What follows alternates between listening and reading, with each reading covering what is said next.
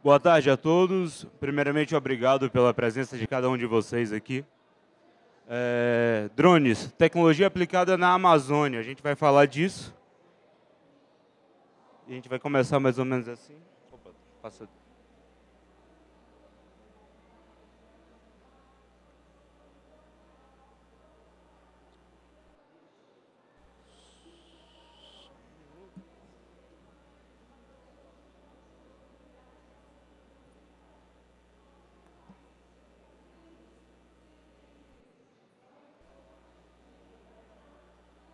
Só um minutinho, por favor.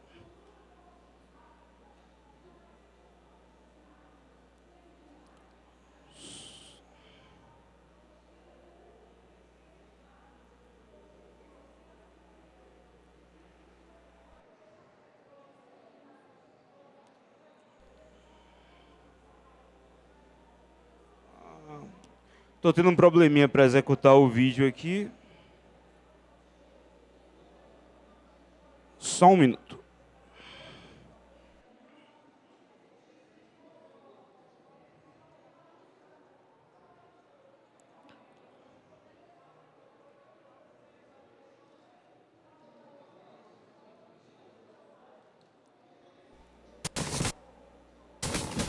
Agora sim.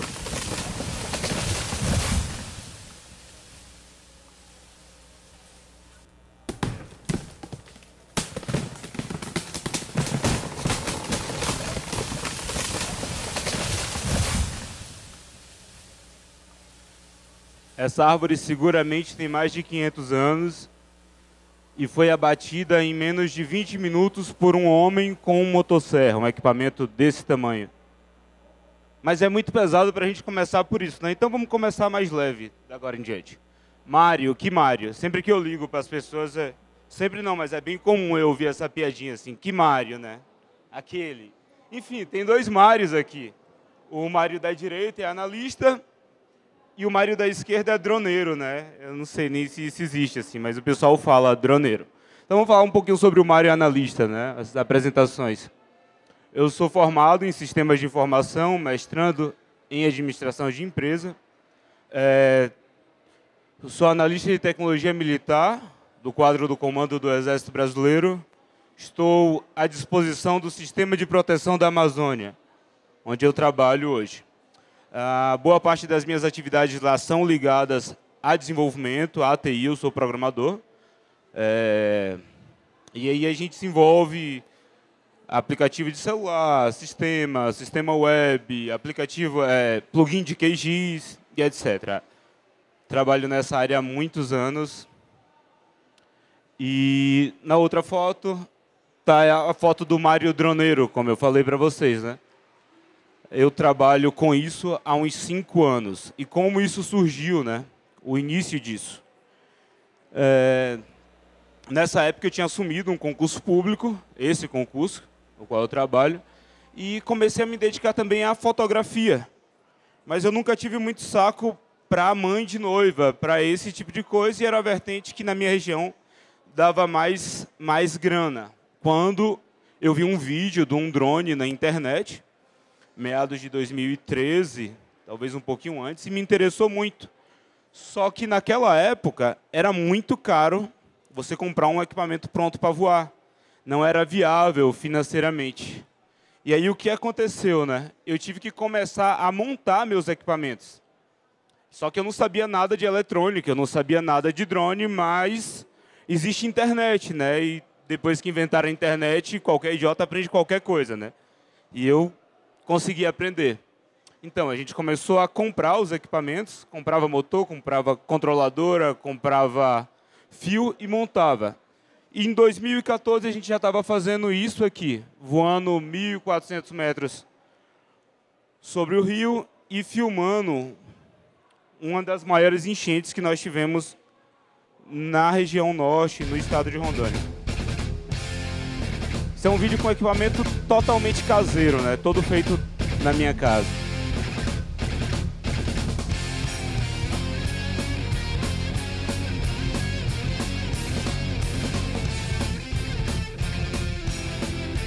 Esse foi um ano bem difícil, para a nossa região. A gente sofreu muito com inundações, mais para frente a gente vai voltar a falar disso. Mas naquela época não havia nada do tipo na região, inclusive país afora tinha pouca coisa. E a gente conseguiu começar a trabalhar com isso. E aí eu fazia foto e fazia vídeo. Eu já gostava da fotografia, já fotografava, e eu usava dois equipamentos, basicamente. Para foto eu usava a Nex 5N, eu não sei, quer dizer, alguém aqui voa com drone, só para eu saber com quem eu estou falando? Alguém voa? Já voou? Não? Então, é uma câmera da Sony, que é um pouco maior que uma GoPro, pesa em torno de 300 gramas, mas me entrega isso aqui em foto, que é infinitamente melhor do que o que a GoPro entregava, que na época só tinha a GoPro 3. Mais foto, e foi assim que começou. Foto também, uma noturna com a GoPro, por isso que está meio ruim.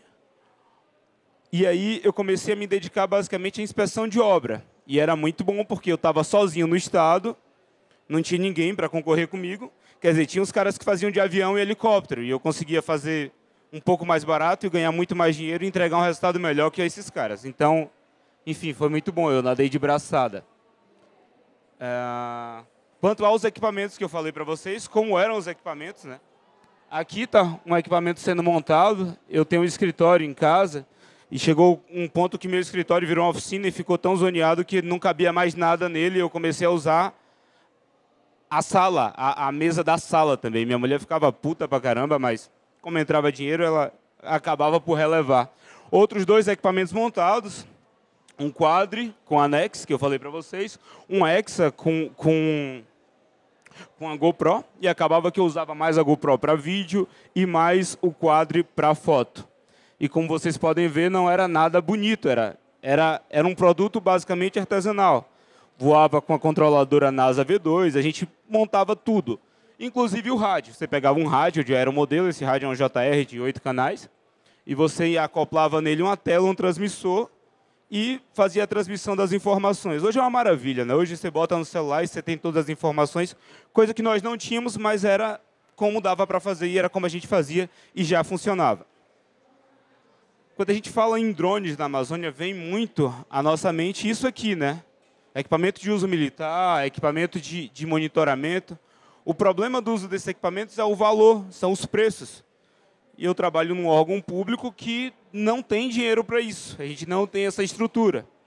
E mesmo que tivesse também, se você parar para pensar no tamanho da Amazônia, que é, sei lá, quase 60% do território nacional, não vai dar para cobrir dessa forma. Então vocês estão pensando, como é que você usa o drone então na Amazônia? Espera aí, calma que a gente vai chegar lá, vocês vão entender qual o papel desses equipamentos nisso. Bom, vamos lá, vamos dar uma rápida pincelada pela parte de drone aqui, já que a maioria de vocês é iniciante no assunto. Drone ligado à agricultura, a pessoa pensa, mas o cara vai usar isso aqui para pulverizar, isso não vai funcionar, uma plantação enorme. Como é que funciona um equipamento desse aqui na agricultura?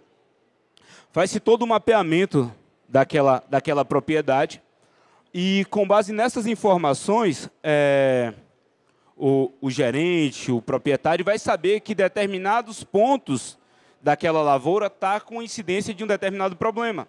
E ele pode soltar esse equipamento aqui, o equipamento vai naquele ponto específico, pulveriza o ponto específico. Olha a economia aí que você tem. Olha, você não está enchendo o resto da plantação com veneno, não está jogando agrotóxico em tudo, e tem um grande ganho. Um exemplo de uso na agricultura, né? Exemplo de uso no cinema e na publicidade. Aqui a gente tem um Matrice 600 Pro com a head acoplada nele. Uma puta de uma câmera, quem é do meio sabe. E em cinema, antes você tinha que usar helicóptero. Hoje, a maioria dos filmes você já vê usando esse tipo de equipamento aí. O Inspire 2 é um equipamento muito bacana também para publicidade. Quem vai fazer algo ligado à publicidade, algo com real qualidade, você já está passando para esse tipo de equipamento aqui. Equipamentos portáteis, né? Isso qualquer um de nós aqui pode facilmente comprar. Tem um custo muito baixo. Esse equipamento, o Spark custa menos de $500. A gente sabe que chega um pouquinho mais caro no Brasil. E o Mavic custa um pouquinho mais. E entrega ótimos resultados. Para quem gosta de viajar, para quem quer levar um equipamento. Eu gosto de viajar de moto. É uma coisa que eu gosto muito. Eu ando com o Mavic. mostrar para vocês o que é que dá para fazer com uma Mavic e uma moto.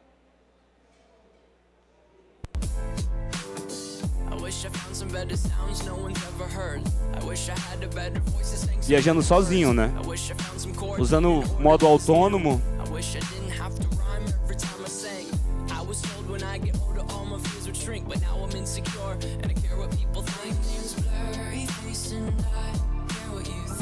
Esses equipamentos eles seguem de duas formas. Eles seguem pela imagem, né, no modo tracker, e pelo follow me, que ele segue pelo GPS do teu celular. Bom, eu não conseguiria fazer essa imagem sozinho há 5 anos atrás de jeito nenhum, né? Era completamente inimaginável. Peru, a gente voando, sei lá, eu acho que eu tô a 5.000 metros de altitude com uma Mavic, ele sofreu bastante, foi posto à prova. Machu Picchu, me tomaram uma Mavic quando eu estava em Machu Picchu filmando, não pode. E eu dei um zig que eu troquei o cartão de memória rapidamente e consegui não perder essas imagens porque, pô, fui lá no país, gastei um monte, eu queria as imagens. Enfim, e ficava assim, desse jeito que vocês viram. O rádio ficava em cima do tanque da minha moto e não tem ninguém do DCE aqui, né? Se tiver eu vou falar que foi fora do Brasil, então não... Um outro vídeo aqui agora. Nessa missão, nesse dia, eu filmei um comboio com 25 barcaças. Essas 25 barcaças, elas levam pelo Rio Madeira o equivalente a 1.000 carretas de soja em uma só viagem. É o tipo de coisa que também nós não teríamos imagem sem o drone. Um alvo de 400 metros, em movimento, passando numa hora que ele não vai parar, e a gente tinha que fazer a imagem e deu para fazer. Ao fundo a gente tem um porto. Eu fiz o acompanhamento dessa obra completo, desde o começo até ficar pronta. Chama-se Porto Chuelo na nossa época. Nessa parte estava até chovendo, assim. O Mavic estava lá em cima e chovendo, e eu falei, ah, não vou descer porque eu não vou perder essas imagens, né? Mas aí desci, deu certo, não estragou o equipamento, deu tudo certo. Bom, a gente ainda não entrou na parte de proteção da Amazônia, né? Mas vamos devagar. Isso aqui é para mostrar para vocês o que a gente faz lá, né? O que é que a gente já fez. A gente já abre para pergunta e aí fica mais tranquilo. Vamos lá. Ainda pincelando quanto aos equipamentos, eu tenho aqui um equipamento de asa fixa, né? 2 equipamentos de asa fixa, o Batmap e o Maptor. O equipamento acho que o pessoal da Drone Eng. E são duas empresas brasileiras e o pessoal da Horus. E eles fazem os equipamentos muito bacanas, com os quais a gente pode fazer o seguinte: controle ambiental, controle de obra, que vai desde inspeção, acompanhamento e tudo mais, topografia. Imagina você, sei lá, fazer um serviço de topografia numa área de 500 hectares. E o cara te pediu uma precisão ali de 20 centímetros. O topógrafo morre só de ouvir um negócio desse. O equipamento consegue entregar isso aí e de forma muito rápida. Na mineração, também é muito usado. Cadastro urbano, inclusive isso está melhorando agora esse ano, devido a uma nova legislação que está saindo aí do Ministério da Defesa. E na agricultura. O primeiro boom desses equipamentos, na verdade, foi na agricultura. O pessoal da cana-de-açúcar, do soja, eles usam muito e vale muito a pena, assim. E como é uma galera que tem muito dinheiro, não tem problema em investir, né? O cara tem uma máquina de N milhões lá, não dá nada para ele comprar um equipamento de 150 mil reais. Para ele é troco, né? Então, é onde esse segmento de asa fixa se dá melhor hoje, é na agricultura. Vamos lá. Equipamentos de uso profissional e industrial. Pô, mas vai ter alguém que vai falar assim, ah, o P4 não é uso profissional. De fato, não é uso profissional, mas nós usamos de forma profissional. Por quê? Porque a DJI chegou e enfiou uma câmera de 20 megapixels nesse cara, com um sensor de 1 polegada que faz imagem muito boa, que resolve muita coisa, que a gente usa no meio do mato e entrega para a gente. E aqui a gente tem o irmão maior dele, um Matrice 210, que aí já é um puta equipamento, você consegue usar com RTK, você consegue usar 2 sensores, você, sei lá, embarca um sensor óptico e um termal ao mesmo tempo, e é algo bem bacana para você fazer. Equipamento que voa em situações extremas, voa debaixo de chuva, voa em lugar muito frio e resolve. O que é que ele faz? As mesmas coisas que os equipamentos de asa fixa fazem. qual a diferença dos dois, né? Como que a gente escolhe se a gente vai usar um asa fixa ou uma decolagem vertical? Bom, o primeiro fator é preço, né? Equipamentos de decolagem vertical, os asas rotativas são bem mais baratos que os asas fixas. Aí, quando eu preciso cobrir áreas muito grandes, fica ruim para você usar equipamentos de asa fixa, asa rotativa, né? E você tende a ir para equipamentos de asa fixa, mas vocês vão entender por que nós não estamos usando equipamentos de asa fixa. Eu espero que a gente adquira alguns, mas por enquanto nós não usamos, devido aos locais de onde nós decolamos. Os equipamentos de asa fixa eles precisam de área para decolar e para pousar. Agora sim, agora a gente vai começar a falar de proteção da Amazônia mesmo. E o primeiro projeto do qual a gente vai falar chama-se CIPAM-SAR. Vamos lá, lendo a descrição do projeto aqui, ele diz que é o Sistema Integrado de Detecção de Desflorestamento e Extração Seletiva por meio de imagens SAR. O que são imagens SAR, né? São imagens de radar. Ou seja, não é igual a imagem ótica, não é igual a imagem que vocês estão acostumados a ver aqui. É uma imagem que parece uma televisão, fora do ar, preta e branca, porém ela entrega uma quantidade muito maior de informações. E por que nós usamos imagem SAR? Porque na Amazônia, de outubro a maio, metade do ano, a gente tem a área completamente encoberta por nuvens. Opa, cobriu de nuvem a Amazônia. Aí o que acontece? Os satélites com imagem ótica, com sensores óticos, não vão conseguir detectar. E aí, a galera que desmata vai fazer o quê? Vai tocar o terror e vão desmatar ainda mais. Porque eles já sabem, porque não é um mercado de amadores esse mercado na Amazônia. E aí surgiu o CIPAM-SAR, que propõe exatamente isso.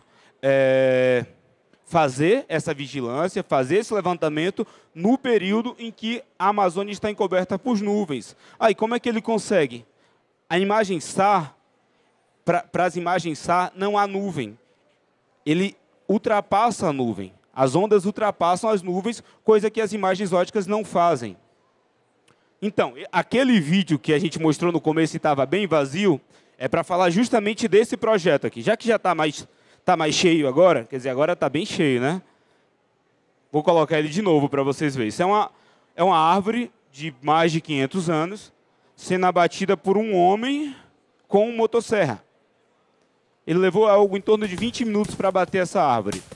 Dessa forma aí.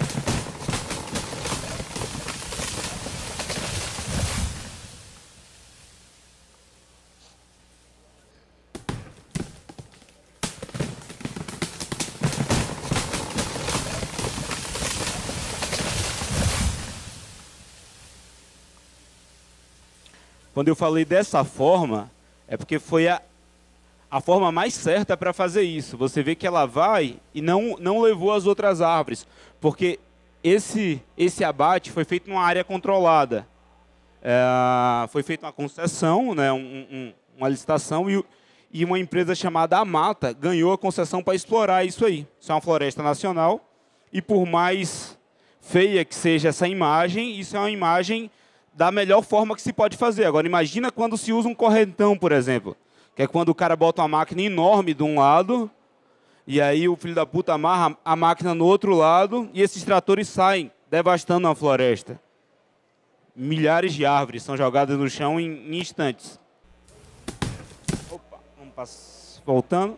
Ainda sobre o CIPAM-SAR, desculpem o palavrão, de vez em quando, quase sempre, com uma certa grande frequência acontece, mas vamos lá.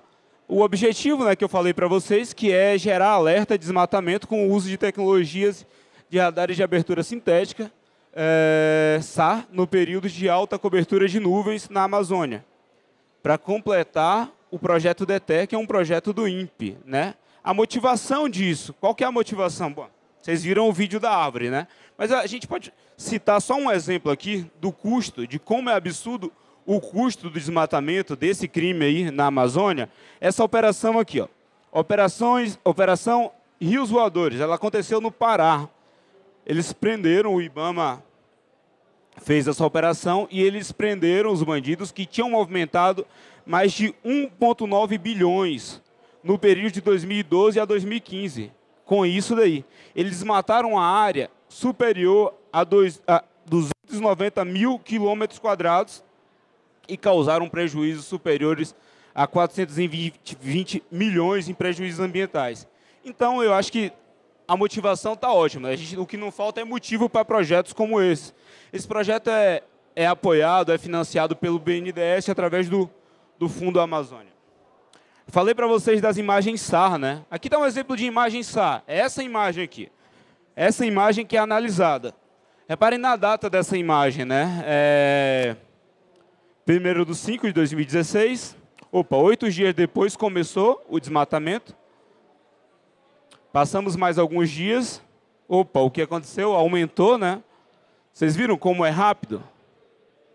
Olha como é que já está. E agora no mês 10, olha o que é que eles fizeram. Isso aí tem mais de 830 campos de futebol desmatados, num curto espaço de tempo. Ou seja, eles não param, é brutal. E onde é que entra o Cipansar? O Cipansar, ele faz a análise das imagens. Feita essa imagem, detectou o desmatamento, entrega esse material para o IBAMA. E o IBAMA vai em cima desses caras e vai tentar coibir isso aí e acabar com isso. O problema é o tamanho da Amazônia. A Amazônia é quase 60% do território nacional, então não é fácil essa luta, né? Mas nós estamos tentando, e esse é um projeto que é tocado por uma equipe super pequena, cara. Eu não falei para vocês da estrutura do Senspan, mas o Senspan tem o comando dele, que fica em Brasília, nós estamos subordinados ao Ministério da Defesa, a gente tem um comando em Brasília e a gente tem o centro em Porto Velho, que é onde eu trabalho, o centro em Manaus e um centro em Belém do Pará, em 3 das capitais. Ainda, isso aqui. Agora, aonde é que entra o drone? Bom, não adianta nada a gente fazer isso se a gente não validar essas informações. Nós precisamos validar esse nosso trabalho. E aí é onde entra o drone na parte de validação. Essa aqui foi uma missão que a gente fez, que foi uma missão bem legal. Nós fomos validar um algoritmo de detecção automático que foi feito. Quem encabeçou esse algoritmo foram 2 meninas que trabalham com a gente em Brasília, a Cris e a Thaís. Eu até tenho foto da Thaís aí depois, que ela estava na missão de campo. A Cris não é muito do campo, não, então ela não encarou a missão de campo, essa missão. E o que é que esse algoritmo faz? Ele detecta corte seletivo. O que é um corte seletivo? Tem um IP ali. O metro cúbico do IP custa mais de R$4.000. Então, vale ouro aquilo. Aí o cara chega lá, antes de de devastar tudo, ele vem muitas vezes com um corte seletivo. Tira esse, tira aquele, tira aquele. E o que é que as meninas fizeram em Brasília? Um algoritmo de detecção automática disso daí. Analisam a área e esse algoritmo pega a detecção de uma árvore, por exemplo. Ainda sobre as imagens, eu não falei, mas as imagens usam banda X e tem resolução de 3 metros. E é graças a essa resolução que a gente consegue pegar uma árvore. Com o drone a gente tem resolução de 2 centímetros, mas não cobrimos nada de área. Então, enfim, a missão. UPA 11 é uma parte da Flona, na Flona do Jamari. O que é que a gente fez? A gente fez imageamento antes, durante e depois da extração seletiva. A equipe de campo, a Thaisa, analista de tecnologia militar, analista de ciência e tecnologia, Thiago Bortoleto, também analista de ciência e tecnologia, e eu. Eu fui para fazer a segurança deles, tá ligado? Não fui para voar, não, era só a segurança. Se aparecesse uma onça, uma coisa assim, eu fui para voar. Então, nós tínhamos uma grande área que a gente sabia o que tinha sido desmatado, o que seria desmatado também.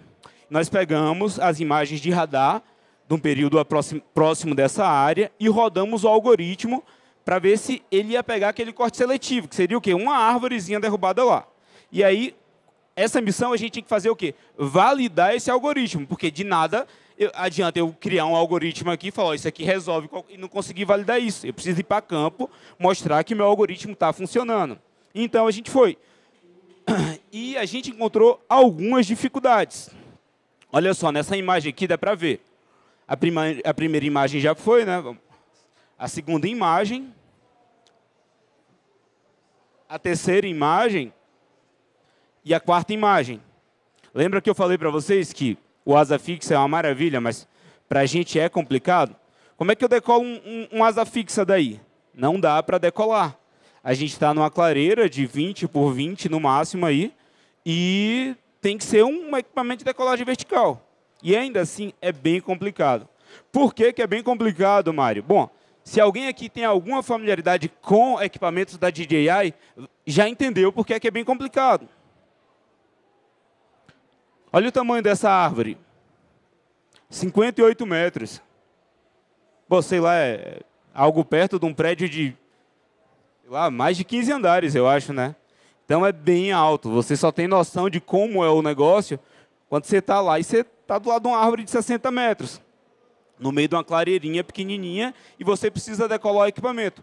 Por isso que, por enquanto, nós não usamos equipamentos de asa fixa, só decolagem vertical. Para esse tipo de missão, na verdade, não tem como usar asa fixa. Enfim, e como foi a missão, né? Nós fomos em N pátios, que são aquelas clareiras que vocês viram, e decolamos o equipamento daqui em voo autônomo. Ah, o que é o voo autônomo? Como é o voo autônomo, Mário? O voo autônomo é quando você vai lá no seu computador, no escritório, pega um arquivo, um shapefile, ou abre um drone deploy da vida e marca lá a área que você quer que faça o voo. E desse jeito é muito fácil de voar. Fez o plano de voo, que está aqui. Vocês estão vendo o plano de voo aqui? O start é aqui e o final é aqui. E o equipamento vai voar toda essa área, fotografando. Uma foto a cada 1 segundo, ele faz o cálculo e faz. Depois o que a gente faz? Pega essas fotos e faz o processamento dessas fotos. E ela vai me gerar o quê? Uma foto grandona aqui, um ortomosaico. Na verdade, ele pode gerar N produtos. Nessa situação, nós usamos basicamente o ortomosaico. E geramos vários ortomosaicos como esse, que ficou mais ou menos assim. Nós cobrimos uma área muito grande. E, bom, para que serviu esses ortomosaicos, né? Vocês estão vendo esse pontinho, esse polígono amarelo? De acordo com o algoritmo da Cris e da Thaisa, havia uma árvore derrubada aí. Bom, e aí, quando a gente tira o pontinho, a gente viu que, de fato, havia uma árvore derrubada, né? As meninas acertaram de novo e funcionou. Nesse caso, nós usamos o drone para a validação dessa metodologia, que é fantástica, eu sou fã dela. Não, dava para fazer sem o drone, Mário? Dava, mas nós ficamos uma semana na Floresta Nacional fazendo esse serviço. Se fosse sem o drone, eu não sei se alguém de vocês aqui já andou na floresta de verdade mesmo, mas se fosse sem um drone, a gente ia ficar uns 45 dias lá e ia voltar com as 4 malárias e talvez uma onça pegasse a gente pelo caminho, né? Bom, esse foi o Cipan SAR, e agora a gente vai falar do Cipan Hydro. O Cipan Hydro é muito legal mesmo. Esse projeto aqui nasceu da cabeça de um cara chamado Flávio Altieri. Esse cara é lá de Belém do Pará. Talvez se o Rio de Janeiro tivesse algo parecido com isso, a situação deles estivesse melhor agora, nesse período que eles estão enfrentando um problema com chuva. Quer dizer, eu não sei se tem, né? Mas esse é um projeto muito bacana. E nasceu lá no norte. Eu estou frisando isso porque, pô, eu acho que eu vim de Rondônia. Acho que tem mais 3 palestrantes aqui. As pessoas não sabem o que é que a gente faz lá, então vou mostrar um pouquinho aqui. Sistema Integrado de Monitoramento e Alerta Hidrometeorológico para a Amazônia. Oh, mas que diabo é isso, né? Que complicação. Então vamos lá, vamos começar falando sobre a ocupação da Amazônia. Bom, qual a forma mais fácil de se mover dentro da Amazônia? Por rio, né? Por rio. Você pode se mover de avião? Pode, mas pousar, que é bom, aí começa a ficar complicado, né? Não dá para pousar em qualquer lugar. E com o rio, você se move muito mais fácil. E foi assim que os exploradores conseguiram colonizar, de fato, a Amazônia, né? Explorar. Então, o que aconteceu? As capitais da Amazônia, elas nasceram à margem dos rios. Assim como praticamente não, mas boa parte dos municípios da Amazônia, eles estão na beira dos rios. Então, a gente já vê a importância de um projeto como esse, que vai trabalhar a questão de alagamento. Vocês vão ver, peraí. Vamos lá. Ainda sobre as cheias, né? Eu falei que cheia é um problema para a gente lá. Aqui tem algumas informações. Eu falei para vocês daquela cheia de 2014 e 2015. E aí ele fala o seguinte, ó, 4 estados da região foram afetados: Acre, Amazonas, Pará e Rondônia. 62 municípios decretaram situação de emergência ou estado de calamidade pública. 150 mil pessoas foram afetadas. Mais de 14.500 casas foram danificadas ou destruídas. E aí ele fala que em 2015 o município de Rio Branco enfrentou a pior cheia dos últimos 130 anos. Bom, em 2014 foi aonde eu moro, Porto Velho. Enfrentou uma cheia histórica sem precedentes documentados que foi terrível. Causou muito sofrimento, muito transtorno nas pessoas. Agora, falando em valores, olha só. A gente sabe que o tamanho da população da região norte é muito pequena. Eu nem trouxe essa informação aqui. Mas olha só quanto nós gastamos no norte. Isso aqui não funciona aqui, né? No ano de 2014, olha aqui. Cara, nós gastamos 1 bilhão. Aqui 1 bilhão e 200, aqui 1 bilhão e 800. Se você levar em consideração a quantidade de pessoas que vivem nessa região, é um custo absurdo. Aqui ainda, sobre as inundações, né? 2011, Boa Vista, Rio Branco... Bom, não, Porto Velho, isso aqui é a cidade que eu moro, como ficou. Apareceu, aqui o pessoal vinha para cá, é um parque da cidade, aí apareceu um jacaré aqui, aí o pessoal estava indo ver o jacaré, assim, e tinha uma placa, não alimente o jacaré, porque o pessoal... Na verdade, tem uma região que tem muito jacaré, e essa região foi alagada, esses bichos espalharam, mas aí era mais para baixo no rio e causou um grande transtorno, o pessoal estava até abatendo. Rio Branco, Boa Vista, enfim. Esse período causou muito problema. Olha só, tempestade tropical, isso é outro problema que nós temos lá. Ano passado eu estava em Belém, dando um treinamento para os colegas do Sensipan. Eu capacitei todas as equipes do Sensipan que usam esses equipamentos, né? E aí, cara, eu peguei uma tempestade lá que, pô, em Porto Velho é forte, mas em Belém foi sinistro, assim. E acabou que eu fiquei umas 4 horas no trânsito, sem conseguir chegar em hotel. Então é um problema que nós temos lá também. Agora, imagina o seguinte, eu falei para vocês dessas tempestades, né? Agora é onde eu vou começar a falar desse projeto para vocês. Imagina poder marcar um local no mapa, sei lá, a tua avó mora ali e teus filhos estudam em tal lugar. Você marcar um local desse no mapa e falar, monitora para mim. E baseado nas informações de altimetria, de clima, dos rios, você saber com antecedência de 2, 3, 4 horas que hoje vai chover e vai alagar ali. Ser notificado no teu celular.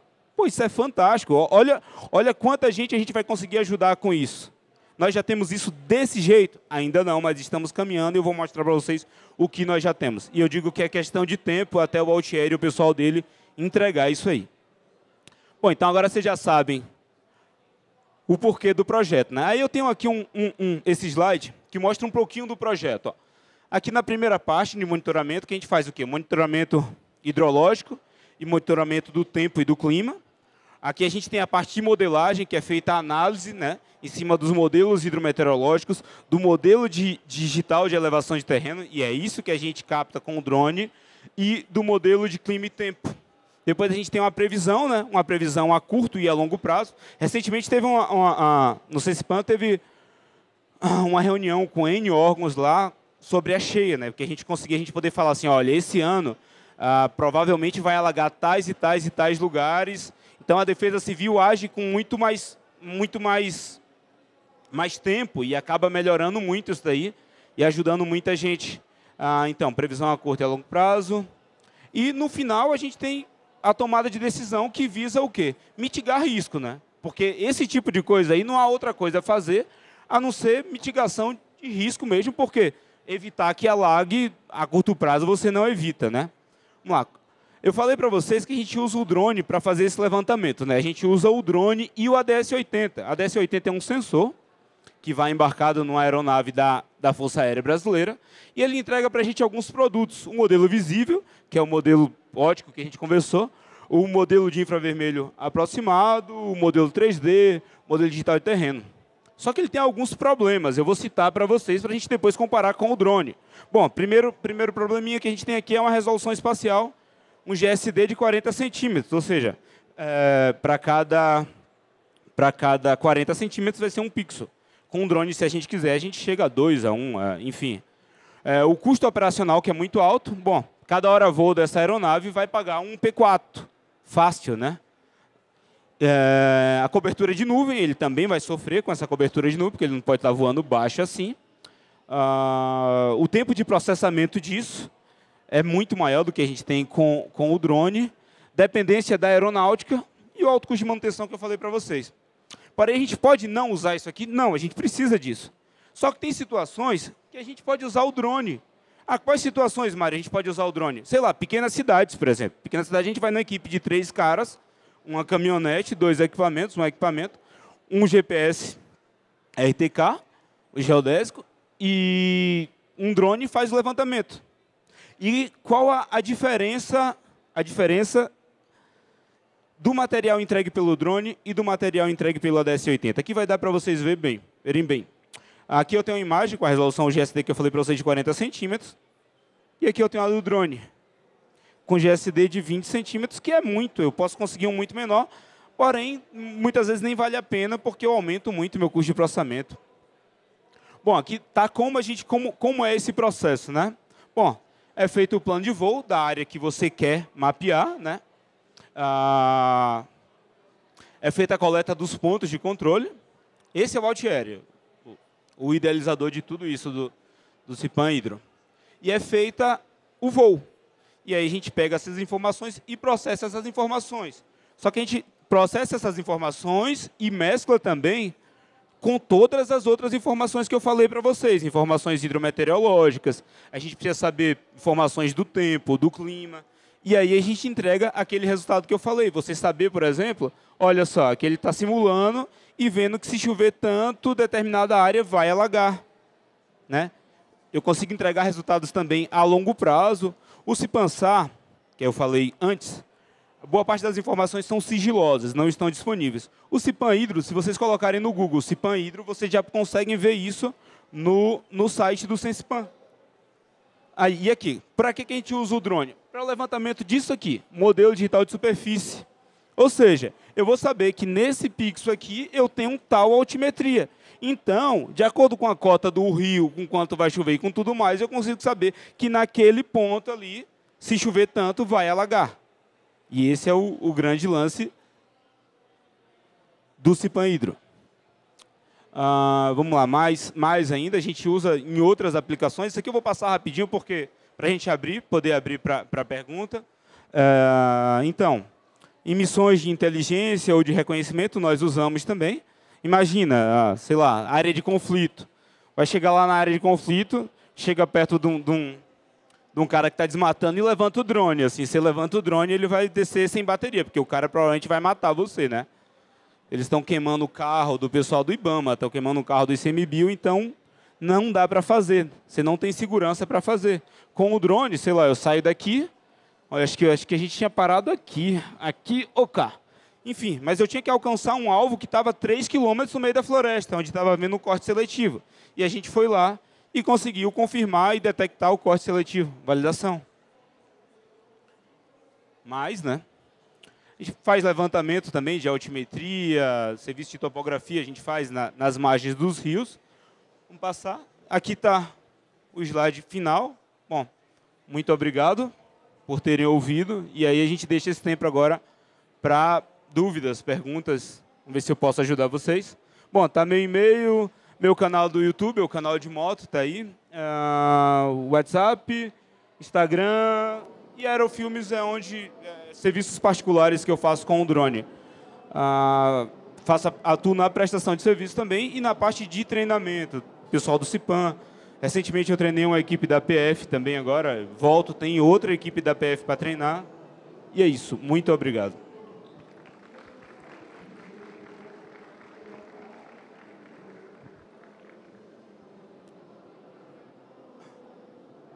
Vamos lá, perguntas? Se alguém tiver.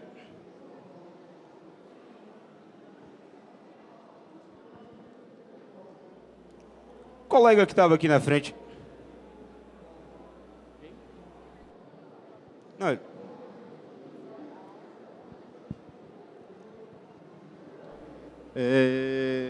Nesse caso ali da questão do saneamento. Fala um pouquinho mais alto, por favor. Beleza. Naquele caso ali da questão dos alagamentos, vocês levam em consideração também a questão de esgoto, se uma cidade possui esgoto, onde vai escoar água ou não levam em consideração? Sim, é feito todo esse levantamento. Eles têm os modelos matemáticos que recebem as informações e aí dá a previsão do que tende a acontecer ali, né? E a gente também está trabalhando na validação disso daí. A ideia é isso precisa ser devidamente validado, né? Mas é levado em consideração, sim.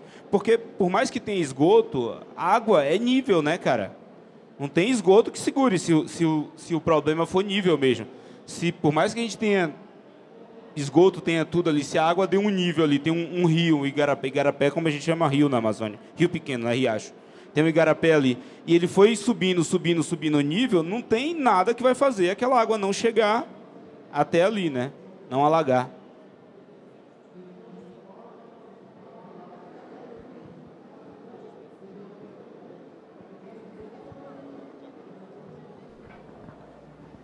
Oi, numa área de grandes ventos, qual é o tipo de drone que você aconselha? E também na nossa área, eu sou do Piauí, lá a gente tem uma área que é muito propícia à soja, né? Que é o extremo sul do Piauí. E qual os tipos de drones que prestam esses dois tipos de área? Tanto de vento, que é na parte do litoral, e também no extremo sul para fazer algum trabalho na parte de soja. Tá, vamos lá. Duas situações completamente diferentes, né? A primeira situação é a questão do vento. Se você tiver, sei lá, seu maior problema é vento, qual equipamento se comporta melhor com vento? Equipamentos como o Hexa. A gente viu o quadro e a gente viu um Hexa montado em casa. Ele é um equipamento maior, ele tem 6 motores, ele é um pouco mais pesado, ele vai segurar muito melhor o vento. Eu acho que você está pensando em alguma coisa na beira-mar, por exemplo. Ele vai se comportar muito melhor. Vai sofrer menos com o vento. Apesar que esses quadros, eles já estão segurando muito vento. Eu mostrei para vocês um vídeo do Mavic, que é um equipamentozinho bobo, que você leva numa mochila desse tamanho, e voando a 5.000 metros de altitude na cordilheira, no Peru.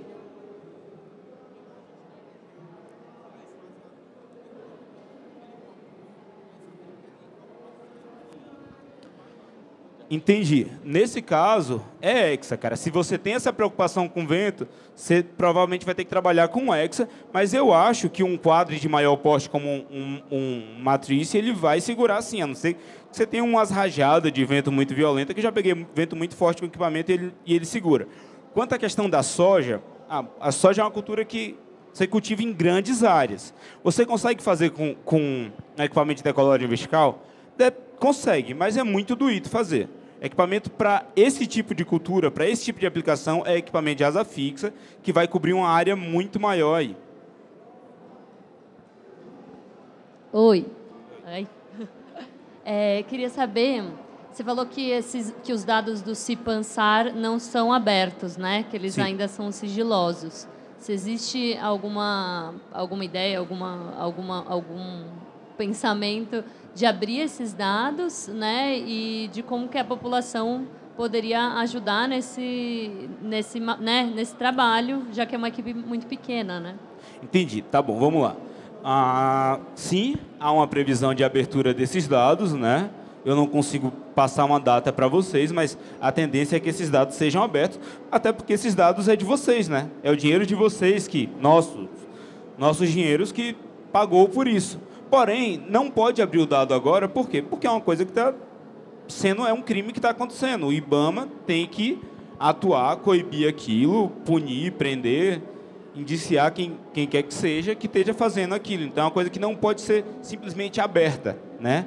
Não é o tipo de situação. Mas, por exemplo, passou 1, 2 anos, sei lá, depois que saiu isso provavelmente tende a ser disponibilizado, sim, de forma pública.